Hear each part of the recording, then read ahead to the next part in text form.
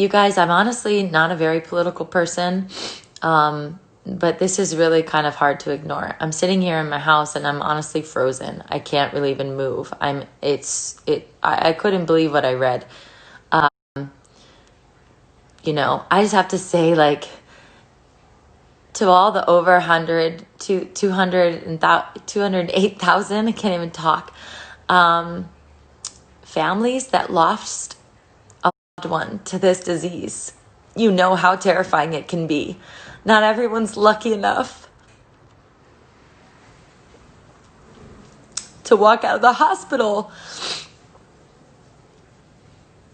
after 2 days, so we saw what this disease can do. So guess what? We are afraid. We are. I still am.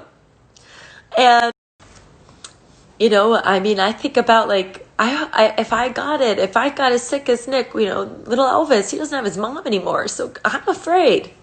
And, let it dominate your life. No one's letting it. Nick didn't let it. It wasn't a choice. And it dominated his life. It dominated my life. It dominated our family's lives for 95 days. And because he didn't make it, it will forever affect my life. Even if he would have survived, it would have forever affected and changed our lives. It's beyond hurtful. And have some empathy. Why are you bragging? Have empathy to the Americans that you are our leader.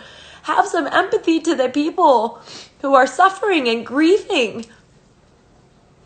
It's just not fair. And it's to act like this disease is nothing and you got right over it. I'm so happy that you did. Thank God you did. But guess what? There are a lot of people that didn't.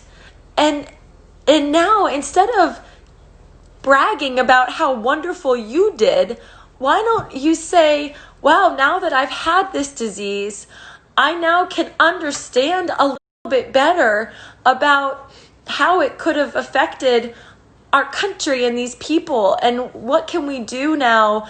What can I do now that I have that knowledge? Even though I only suffered this disease for 2 days in the hospital, I kind of had like a brief panic about, like, oh my gosh, what would happen? Like, go there instead of bragging. Go there. Side with your people.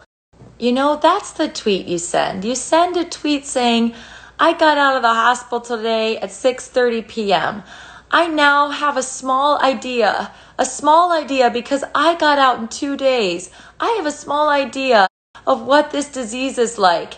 And I am so sorry to the people that lost their lives to it. And I will now do everything I possibly can to help them and to help their families. And I stand with those grieving families because this disease is terrible. And we should all continue to wear our masks and social distance until this thing is done, until we have fought it as a country, as a people, as a world. That's the you send.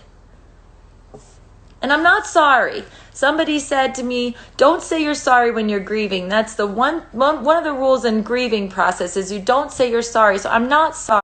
I'm not sorry because it's too sad. It's too real.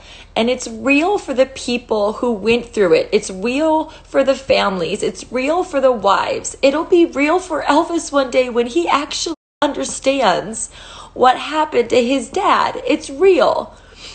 So I'm not sorry. It's very, very sad. And it is something to be afraid about. And no one's letting it dominate our lives. So please,